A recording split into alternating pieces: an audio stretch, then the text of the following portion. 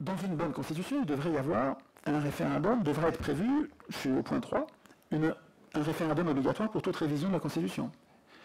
Évidemment, si on révise la Constitution, il faut qu'on nous demande notre avis. C'est nous qui sommes concernés. Vous vous souvenez de Thomas Paine, c'est pas au gouvernement. Je peux m'appuyer sur Paine maintenant. C'est pas que Schwardesque. C'est pas à eux d'écrire du point, mais c'est encore moins à eux de les écrire sans même nous demander notre avis. Mais attention, c'est insuffisant. Cette histoire de référendum, c'est tout à fait insuffisant. C'est nécessaire, mais pas suffisant.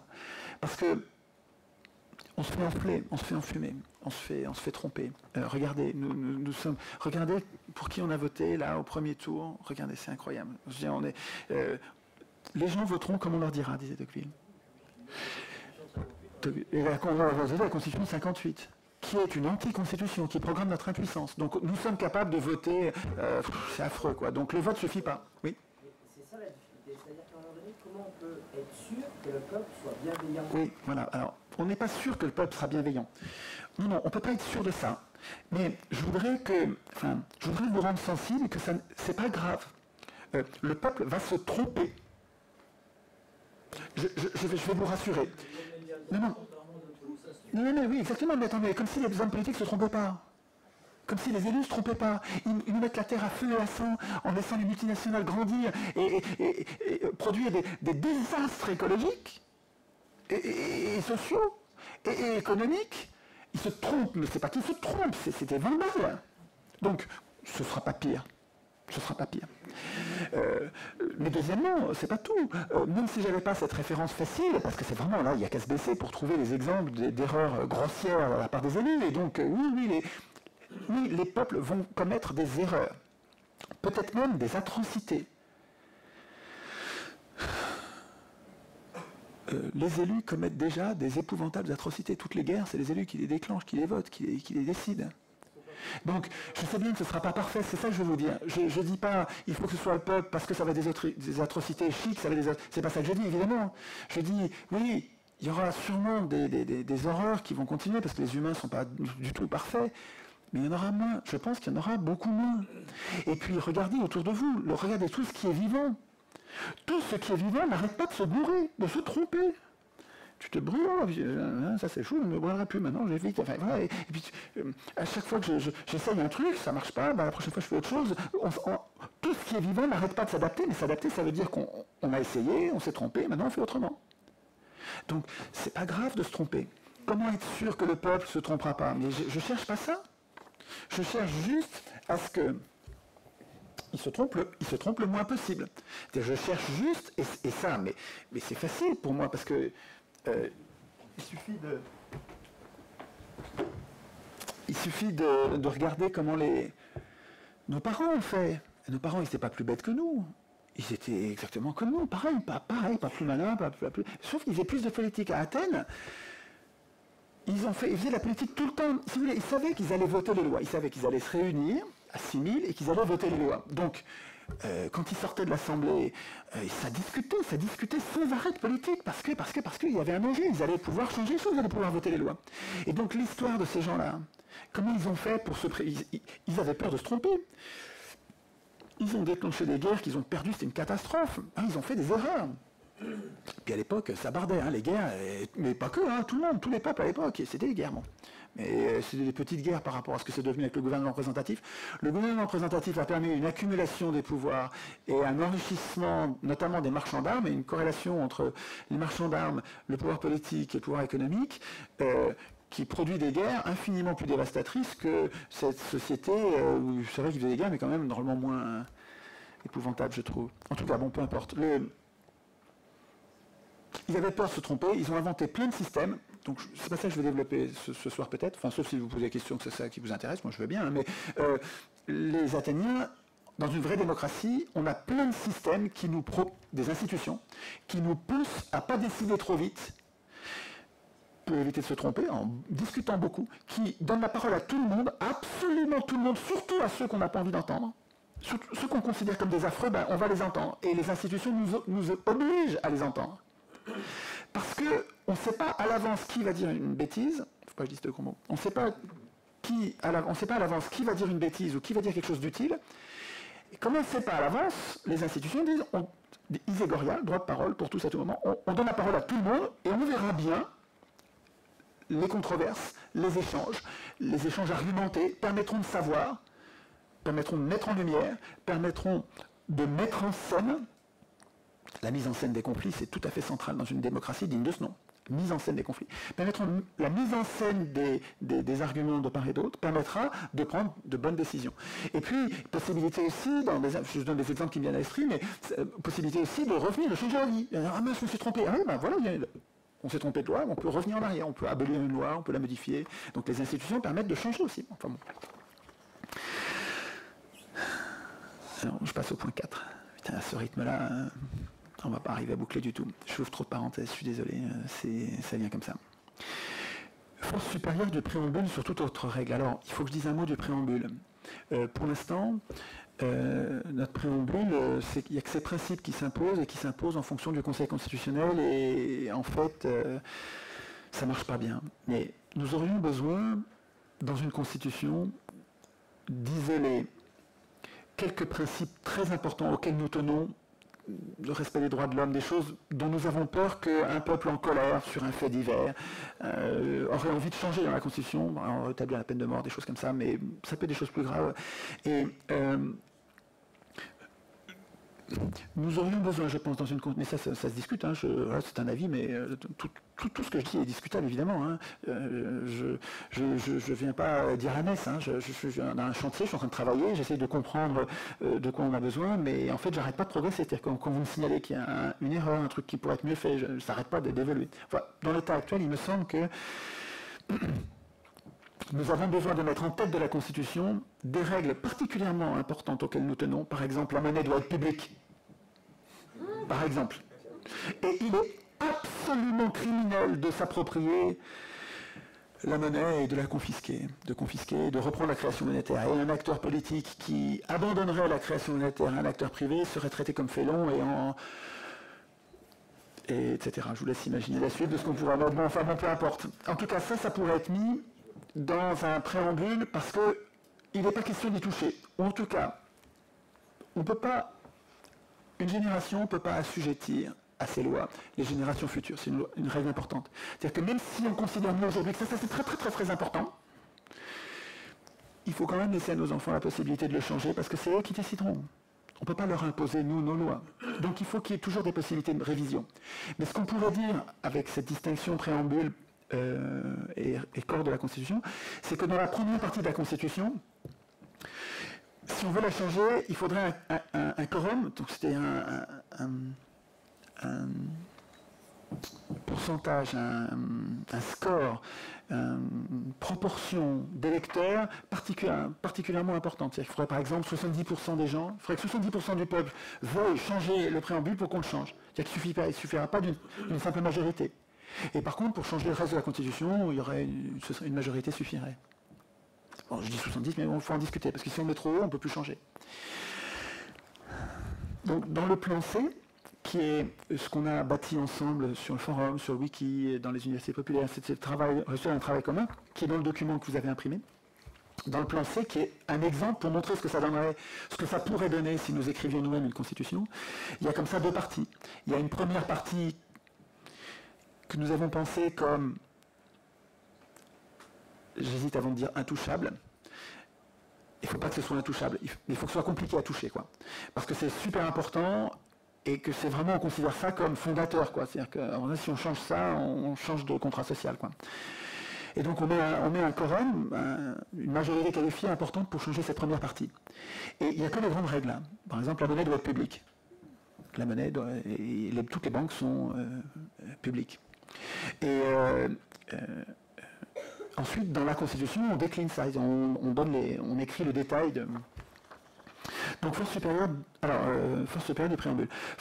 Point 5. Force supérieure de la Constitution sur les traités.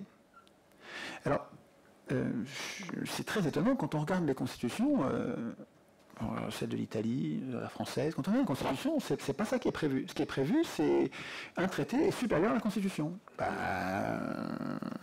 Qui signe les traités? Les gouvernements. Pourquoi les gouvernements sont capables de signer un texte qui va être supérieur à un truc qu'ils doivent craindre qui est au-dessus d'eux? normalement, nous devrions, si nous écrivions une constitution, nous devrions signer les traités que vous voulez, mais en tout cas, vous ne contredisez pas la constitution. La constitution, c'est au-dessus des traités. Et si d'aventure, vous, gouvernement, vous écrivez, vous signez un traité qui est contraire à la constitution, ben, ça ne vaut rien. Enfin, pour nous, peuple, on considérera que votre traité compte pour rien. Il me semble. Ça correspondrait à l'interdiction des transferts de souveraineté. Absolument. Ça correspondrait absolument à l'interdiction des transferts de souveraineté, évidemment. D'ailleurs, il y a une lutte encore à l'heure actuelle en France entre est-ce que c'est supérieur ou pas à un traité, à la Constitution.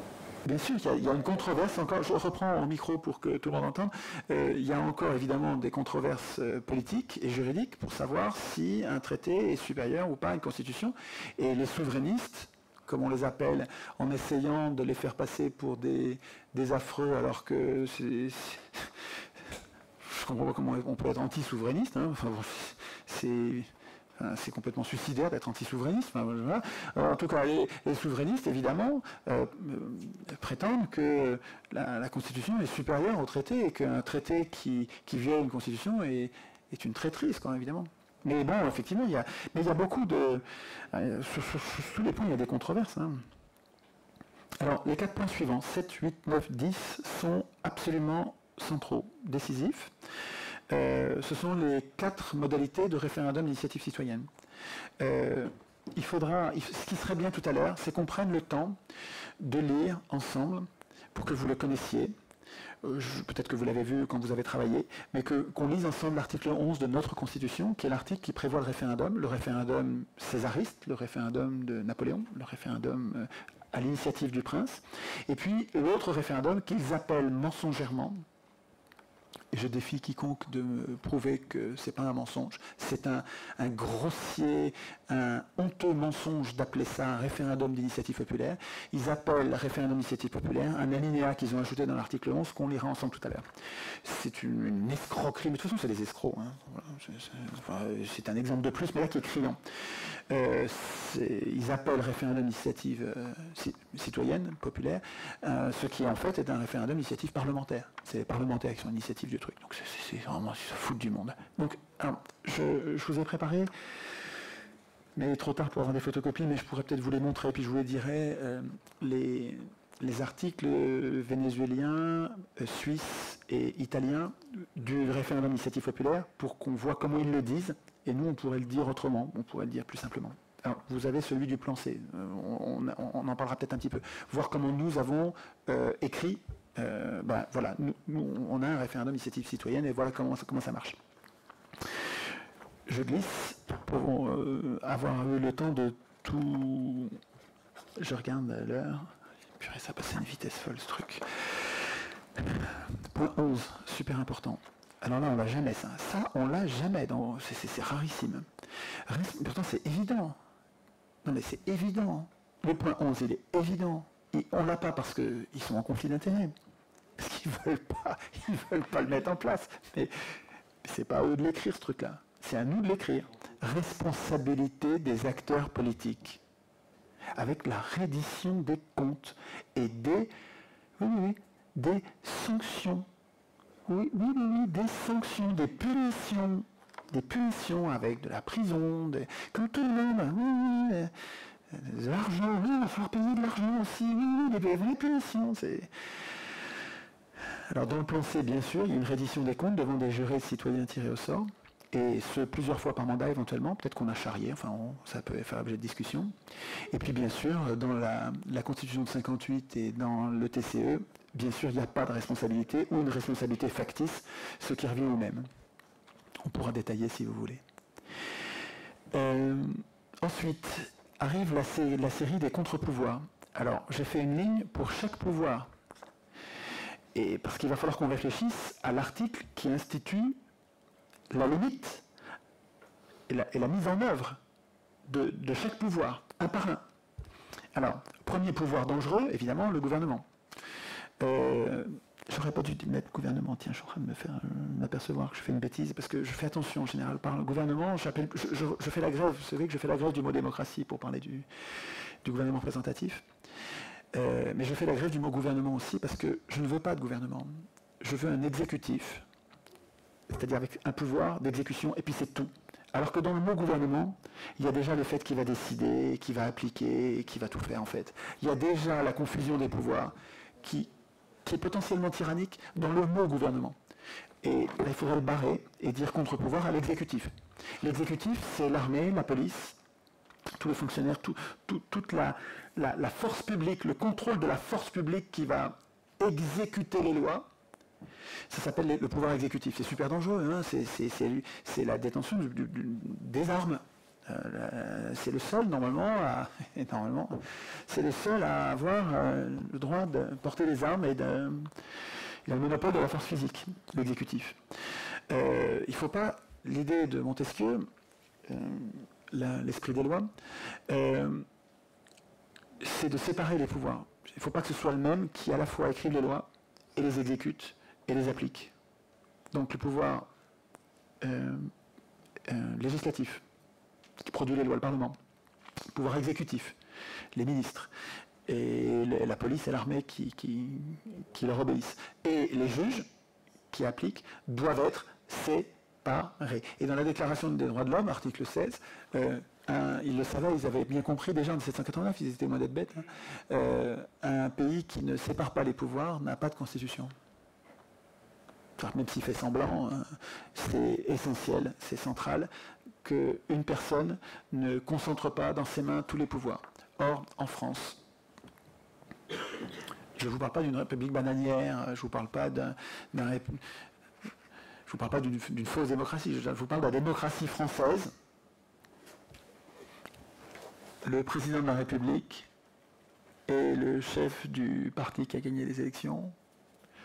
C'est donc celui qui décide de l'investiture, donc de la possible ou pas candidature de tous les députés de son parti, donc de toute la bande qui a la majorité à l'Assemblée nationale. C'est lui qui va décider s'ils peuvent se représenter ou pas aux prochaines élections, c'est le chef du parti. Donc ils sont tous à ses ordres complètement. Ils dépendent pour leur carrière, les parlementaires dépendent pour leur carrière du chef de l'État, qui est en même temps le patron de l'armée, qui nomme tous les chefs de toutes les administrations, donc qui maîtrise complètement les parlementaires, donc qui maîtrise complètement le Parlement, qui est un Parlement de godillots. Ça fait 50 ans qu'on l'écrit, qu'on le dit, mais c'est une réalité. Les parlementaires dépendent pour leur carrière du chef qui vient d'être élu président. Et le président de la République, en République française, soi-disant République, préside le Conseil national de la magistrature, désigne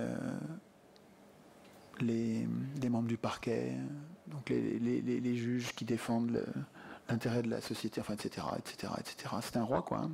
C'est un roi républicain, même républicain pour rire, quoi. Hein, c'est un roi. Bon, en tout cas, il faudrait que les pouvoirs soient séparés, qu'il y ait un exécutif et qu'il rende des comptes. Dans le plan C, on a prévu pour le gouvernement une censure par le Parlement. Le Parlement peut virer l'exécutif et par référendum d'initiative populaire. On peut révoquer le président quand on veut par référendum d'initiative populaire. Et puis bien sûr, dans les deux anti-constitutions qui nous régissent au niveau national et international, il n'y a rien. Contre-pouvoir au Parlement. Le Parlement lui-même peut devenir dangereux, tyrannique, fou, contraire à l'intérêt général, circonvenu par je ne sais quel lobby, et il faut pouvoir, là aussi, lui résister. Alors, dans la Constitution française, c'est la dissolution de l'Assemblée nationale qui peut être décidée.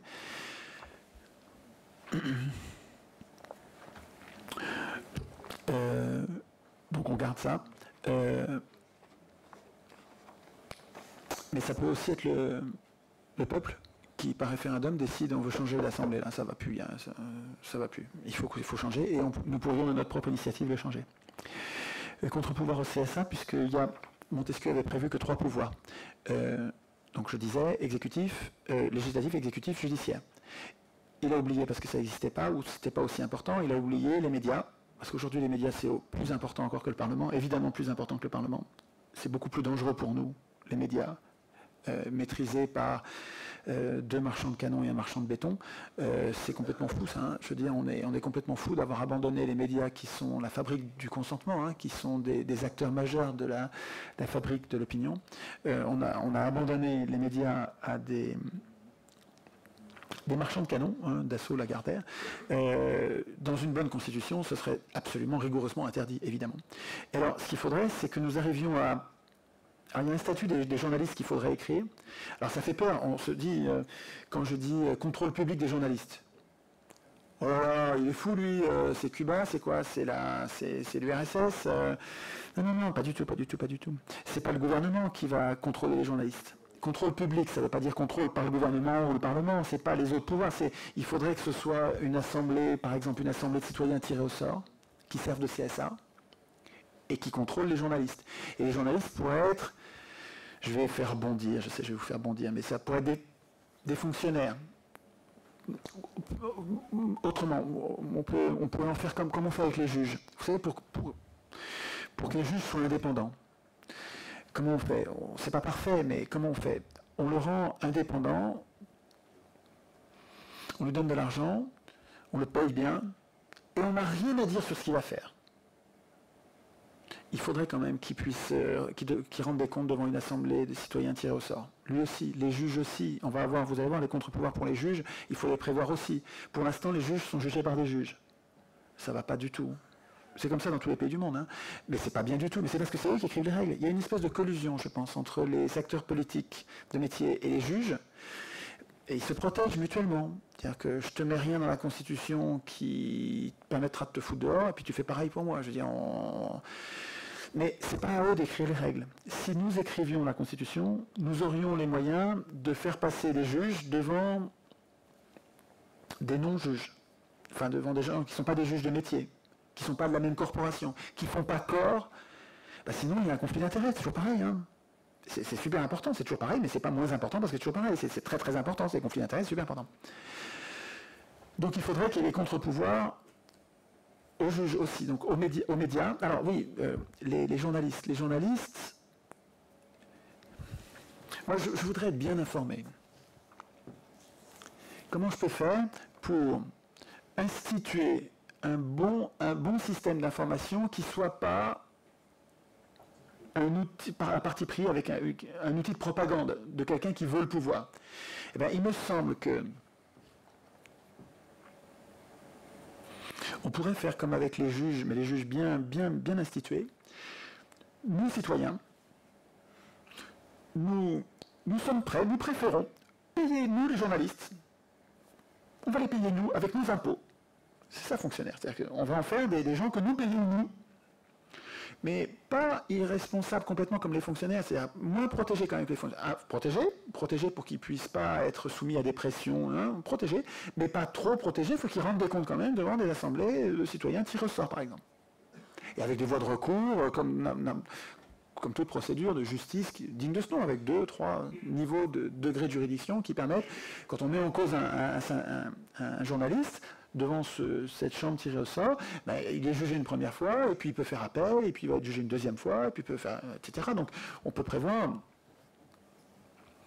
Et donc, nous, citoyens, nous pourrions dire, nous voulons des journalistes que nous payons nous, comme ça on est sûr que ce n'est pas des marchands de canons, ce n'est pas des industriels, ce n'est pas des ennemis du bien commun. Parce que moi, je vis vraiment, alors je me trompe peut-être, mais quand je regarde l'histoire des hommes, regardez Guillemard, regardez Annie Lacroix-Ries, regardez les historiens, les industriels et les banquiers, je ne confonds pas leur intérêt avec l'intérêt général, hein, je ne suis pas fou, hein, et donc nous pourrions dire, nous tenons à ce que les journalistes ne soient pas payés par les industriels et les banquiers. Jamais, en aucun cas. Voilà, en aucun cas, on n'en veut pas, donc on va les payer nous.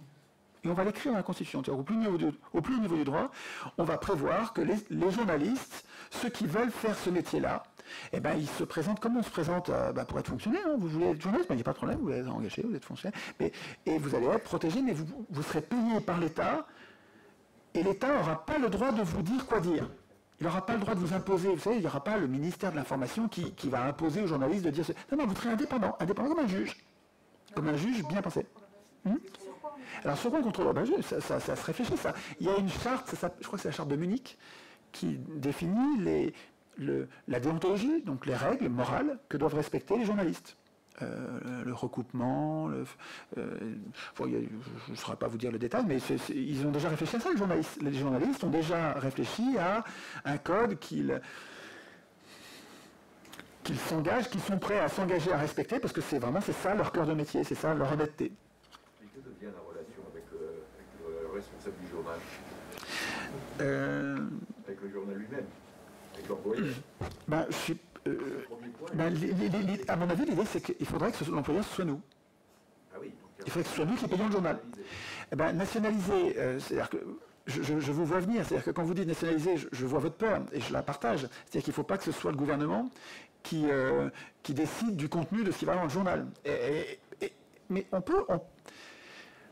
est sur les juges, on y est presque, à part les affaires politiques. Sur les juges, le gouvernement ne peut pas se mêler des juges. Les juges sont très jaloux de leur autonomie, et les journalistes pourraient être aussi jaloux de leur... les juges sont nationalisés, et ça ne vous fait pas peur, ça marche. C'est une question d'institution. Il faut que les institutions ne permettent pas à un pouvoir politique, à des élus, de prendre le contrôle de l'information. Ça, c'est super important. Je comprends votre peur, je la partage. Je ne veux pas que ce soit des industriels ou des banquiers, mais je ne veux pas non plus que ce soit les hommes au pouvoir qui écrivent l'information. Non mais...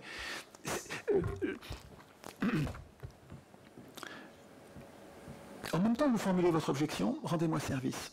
Je ne tiens pas du tout, moi je ne tiens pas à avoir raison contre vous. Je cherche quelque chose qui est au-dessus de nous, qui va nous protéger tous. Donc si vous trouvez une objection, aidez-moi à trouver la réfutation de l'objection aussi. Vous comprenez ce que je veux dire? En même temps que vous réfléchissez... Il faut déjà isoler le danger. Oui, absolument, isoler le danger. Intervenant là-dessus, c'est le financier, c'est-à-dire les agences de publicité qui financent. Ah non, mais si nous payons, nous les journaux, on n'a plus besoin, ils sont plus dépendants de la publicité. Non? Oui. Est-ce que c'est une bonne réponse? Non. C'est une bonne réponse, ça. C'est-à-dire qu'on fait d'une pierre plusieurs coups si nous finançons. Alors, ça veut dire qu'on va payer avec nos impôts, mais vous n'avez pas idée de ce qu'on est riche avec nos impôts. Pour l'instant, nos impôts, ils sont complètement gaspillés avec... Et ça part dans les poches de parasites qui sont voraces, qui prennent des milliards et des milliards. Si nous reprenions le contrôle de tout ça, vous savez, c'est pas grand-chose ce dont on a besoin pour financer un bon service d'information bien pensé, mais pas pensé pour les riches, comme ça a été toujours le cas, non, pensé pour tout le monde. Avec la parole des riches, bien sûr, oui, les riches doivent pouvoir parler dans les journaux, mais pas que, quoi. Oui. Qu'est-ce qu'on entend par journaliste? Est-ce que c'est seulement ceux qui passent à la télé, la radio? Je répète en même temps pour tout le monde. Qu'est-ce qu'on entend par journaliste? Est-ce que les journalistes sont seulement ceux qu'on va entendre à la radio, à la télé, ou est-ce que ça peut être les blogueurs ou n'importe qui? Moi, il me semble que un journaliste, je suis journaliste. C'est-à-dire que et les blogueurs sont les journalistes. Et je pense que le bon journaliste, il est amateur. Alors, je vais faire bondir tous les journalistes professionnels, mais à mon avis, journaliste professionnel, c'est un oxymore. C'est contradictoire. Dès qu'il est professionnel, il est salarié, donc il est subordonné, donc il est plus libre. Alors j'exagère, je sais, oui. Je sais que j'exagère. Je sais qu'il y a de très bons journalistes que j'aime bien et qui font bien leur boulot. Je sais ça.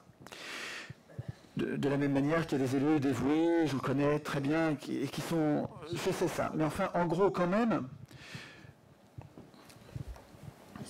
Si vous voulez, l'Iségoria, le droit de parole, je vais prendre un peu de champ. L'Iségoria à Athènes, c'est-à-dire, vous savez, ce droit, j'aime bien ce mot-là, c'est pour ça que je le garde. Le droit de parole pour tous, à tout propos, ça correspond à la liberté d'expression. La liberté d'expression, la vraie, celle de Chomsky. La vraie liberté d'expression. Tout le monde peut dire ce qu'il veut. Pourquoi faisaient ça les Athéniens? Parce que ça permettait à quelqu'un qui... Ça faisait de chacun des citoyens, donc des milliers de citoyens, c'est des pères dieux qui surveillaient que tout se passait bien et qui pouvaient devenir des sentinelles de la démocratie, qui pouvaient alerter les autres quand quelque chose va mal, comme des globules blancs. Une petite question. Comment? Alors, est-ce qu'on paye le blogueur? Je n'ai pas de réponse là-dessus d'emblée, mais à mon avis, il devrait y avoir... Enfin, ce que ça me suggère, et mon avis n'est pas du tout terminé là-dessus, j'attends beaucoup des controverses sur ce sujet-là, mais il devrait y avoir dans le sommaire d'un journal, ou le sommaire d'une télé, ou le sommaire d'une radio, il devrait y avoir une place pour le tirage au sort. C'est-à-dire qu'il devrait y avoir une place pour que les citoyens puissent parler dans ce média. Pour l'instant, les médias ils servent à nous envoyer de l'information. C'est-à-dire que ça nous tombe dessus, c'est un outil de propagande qui nous donne de l'information. Mais nous ne pouvons pas, enfin sauf avec Internet, mais nous ne pouvons pas, à part le courrier des lecteurs, et courrier des lecteurs, ça se développe, je ne sais pas si vous avez remarqué, mais les gens aiment bien. Les gens aiment bien être capables de se servir de leurs médias pour non seulement écouter, mais parler. Et Internet, c'est une vraie révolution, parce que on en parle souvent, c'est Bayard, dans la bouche duquel j'ai entendu ça la première fois. Je trouve que c'est une idée très intéressante. Quelqu'un qui réfléchit beaucoup sur Internet, j'ai oublié son prénom. Comment ?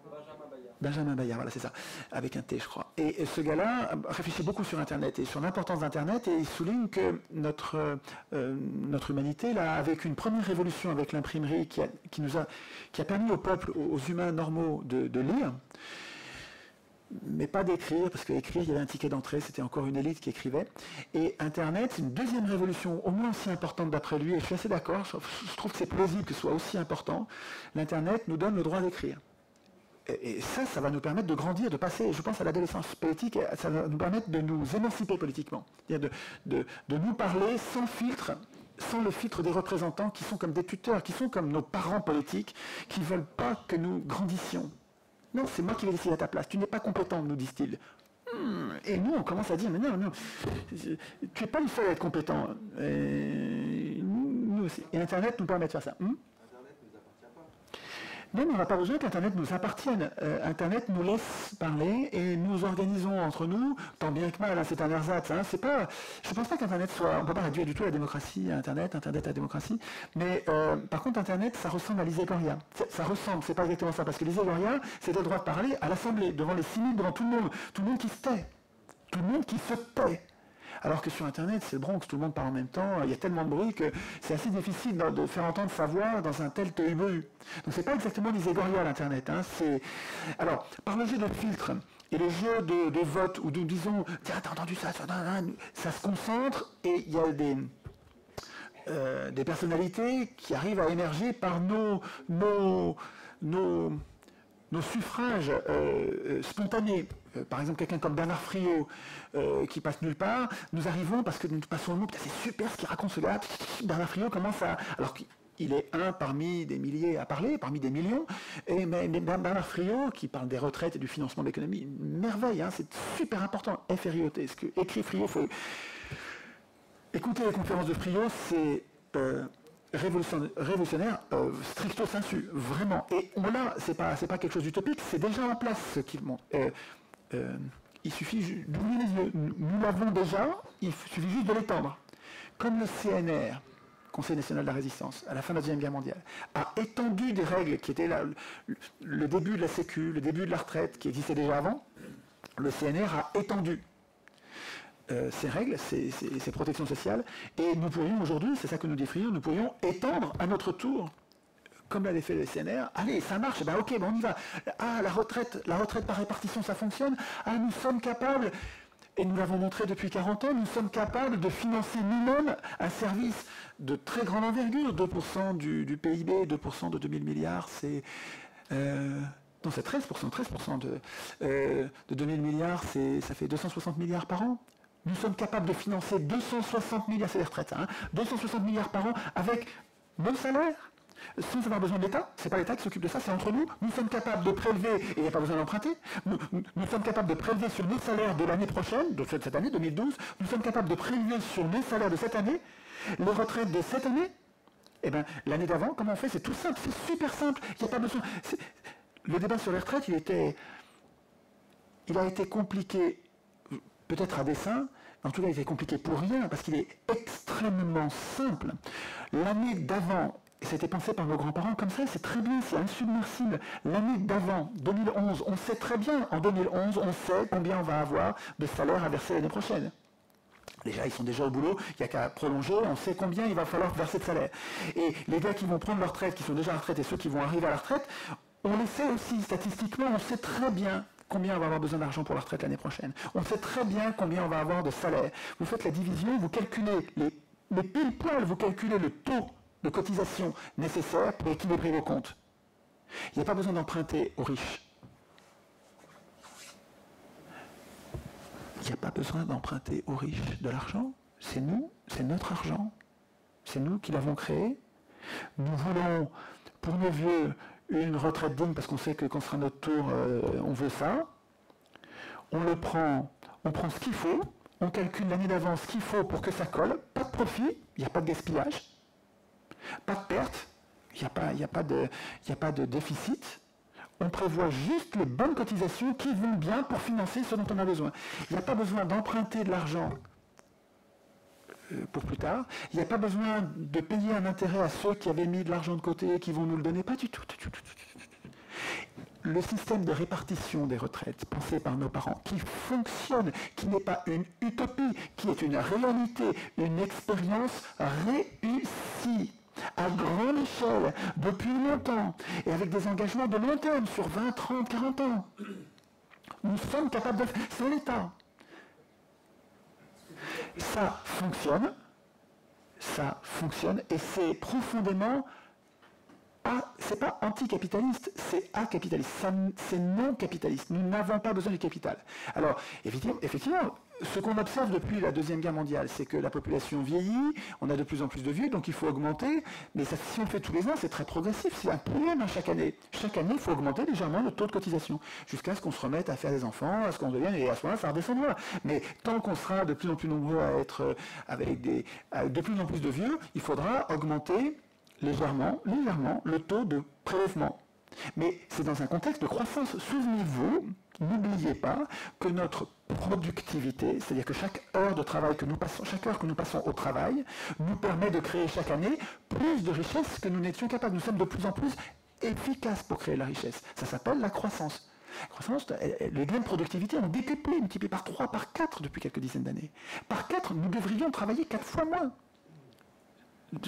Si nous sommes 4 fois plus productifs. Non, et nous travaillons toujours autant. Où va cet argent ? En tout cas, nous pourrions prendre, et c'était ça l'idée, et ça marche très bien, nous pourrions prendre un petit peu plus chaque année, et dans un contexte de croissance, on croîtra un peu moins, puisqu'on en a pris pour la retraite, on s'en fout. Il n'y a pas de problème. Il n'y a pas de problème de financement. Qu'est-ce qui s'est passé ? Pourquoi le système de retraite est en faillite ? C'est parce qu'ils l'ont mis, en fait, ils ont crevé la coque, volontairement. Dans les années 90, le MEDEF a réussi à obtenir du gouvernement une félonie, une trahison. Ils ont obtenu le gel précisément du mécanisme d'auto-ajustement, le truc génial qui marche si bien. Ils ont obtenu le gel de l'augmentation des cotisations patronales. Cotisations dites patronales, puisque ces cotisations, c'est les salariés qui les payent. Hein. C'est le patron qui les verse physiquement, mais il les prend sur la valeur ajoutée créée par le salarié. Toutes les cotisations sont salariales. Hein. La dichotomie entre cotisation salariale et patronale est une escroquerie de plus. Mais en tout cas, dans les années 90, le MEDEF a obtenu un truc incroyable, un truc inadmissible, un scandale absolu, le même type de scandale que ce qu'ont fait les socialistes en 83, ou je ne sais plus quelle année, je crois que c'est en 86, je ne sais plus exactement, quand, je crois que c'est Fabius, quand il a désindexé les salaires sur l'inflation, sur les prix, 83. C'était le début de la désinflation compétitive. Désinflation compétitive. Ça veut dire on ne va plus indexer vos salaires sur les prix. C'est-à-dire quand il y a une augmentation des prix de 10%, mais votre salaire il n'augmente pas de 10%. Alors qu'avant, c'était pendant toutes les 30 glorieuses, une période d'indexation des salaires sur les prix. Et ce n'est pas une période d'inflation forte, hein. C'est une période d'inflation modérée, 5-6%. L'inflation forte, c'est après. Mais pendant toutes les 30 glorieuses, il y a indexation des salaires sur les prix et ce n'est pas un drame. Par contre, c'est parfait. Socialement, c'est parfait. Ceux qui bossent et les entreprises n'ont rien à craindre dans ce contexte de l'inflation, d'une inflation modérée. Bon, on n'est pas obligé on fait attention à l'inflation, mais pas de façon maladive. On peut accepter 4-5% d'inflation, il n'y a aucun problème. Avec l'indexation des salaires sur les prix, ceux qui bossent et les entreprises n'ont rien à craindre. Qu'est-ce qu'il y a à craindre de l'inflation ? C'est les riches, ceux qui ont un tas d'or. Pas un tas d'or, un tas de billets. Ceux qui ont un tas de billets. Mais c'est pas grand monde ça. Et eux, ils ont beaucoup de billets. Alors c'est vrai que même pour ça, l'inflation c'est problématique pour eux. Mais c'est pas l'intérêt général. Ça c'est une poignée de gens. C'est rien du tout. Hein. Alors il y avait une objection sur Friot. Là j'entendais. Donc qu'est-ce qui avait quelque chose à redire à la thèse de Friot ? Elle s'applique dans un cas de croissance et dans un cas de récession. Oui. C'est comme ça. Alors, Là là, on sait qu'en France, la croissance actuellement... Alors, attendez une seconde que j'ai le temps de répéter. Je ne dis pas ça pour vous interrompre, c'est juste pour que tout le monde entende. L'objection, c'est que le financement de la sécurité, le financement de la retraite par répartition, ça marche bien, comme on le disait, en période de croissance, puisqu'en croissance, il suffit de prendre un petit peu de la croissance pour... et on ne se rend même pas compte, ça rend l'augmentation des cotisations $1, littéralement $1. Mais en période de récession, ça ne marche plus. Ouais, mais attends, la période de récession, elle est totalement non nécessaire, elle est artificielle, elle est complètement folle. C'est complètement fou d'avoir là en ce moment une période de récession. Non, c'est pas virtuel, on est en train d'entrer en récession, mais c'est pas virtuel, c'est non nécessaire. Ça pourrait très bien être autrement. Les milliers de milliards qui sont en train de lâcher aux banques, écoutez bien. Les banques, d'abord, quelques années avant, ils nous disaient que les milliers de milliards, on ne pouvait pas les créer pour nous. Non, on ne peut pas, ça va créer de l'inflation.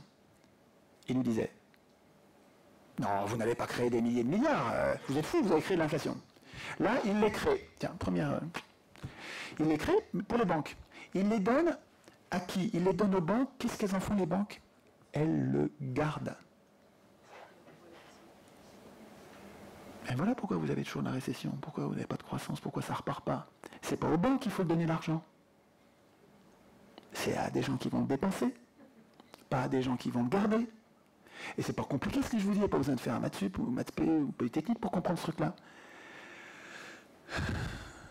Ce qu'on voit aujourd'hui, c'est que les élus, en fait, ceux qui prennent les décisions, ne sont pas au service de l'intérêt général, ils sont au service de ceux qui les ont fait élire, ceux qui ont financé leur campagne électorale, les banquiers. C'est ça le problème. On n'a pas de problème technique, on n'a pas de problème économique. On n'a pas de problème économique, c'est pas compliqué. La prospérité, ce n'est pas compliqué. On a un problème politique. Nous n'arrivons pas à mettre au pouvoir des gens qui servent l'intérêt général, qui sont indépendants des riches. Parce que les riches, eux, ont besoin de la rareté. Ils ont besoin que nous soyons pauvres. Ah oui, mais ce n'est pas l'intérêt général, c'est l'intérêt des riches. Et c'est complètement lié notre histoire de constitution, de contrôle des pouvoirs, de contrôle populaire des pouvoirs et de prospérité économique, c'est totalement lié. Nous n'avons pas de problème technique. Sur la monnaie, non plus. Oui. Est-ce qu'il n'y a pas un problème, je maîtrise mal tout ça, mais est-ce qu'il n'y a pas un problème géophysique? La croissance étant liée, je crois, au pétrole quand même. Est-ce qu'on n'a pas un problème, je prends la question, est-ce qu'on n'a pas un problème géophysique? La croissance étant liée au pétrole, on a dépassé le peak oil, on va manquer de pétrole, ça va être très très dur ça d'ailleurs au passage. Hein. On n'imagine pas. Hein. Il va falloir qu'on se prive de tas de choses dont on n'a pas du tout envie de se priver. Mais oui, vous avez raison, mais à mon avis, on n'a pas besoin de croissance si on arrive à se débarrasser de nos parasites. Et d'autre part, on a tout ce qui... Je pense, mais là, je m'avance sur un sujet qui n'est pas mon domaine d'expertise, hein, donc je peux me tromper, mais j'ai l'impression que on a tout ce qu'il faut pour remplacer le pétrole. Et que, en fait, ceux qui pourraient prendre la décision de lancer la grande alternative, le grand changement d'énergie, sont prisonniers financièrement de ceux qui ont fait financer leur campagne électorale et qui tiennent absolument à ce que nous continuions sur la rente du pétrole, qui est une rente extraordinaire pour les entreprises qui exploitent le pétrole, une rente extraordinaire.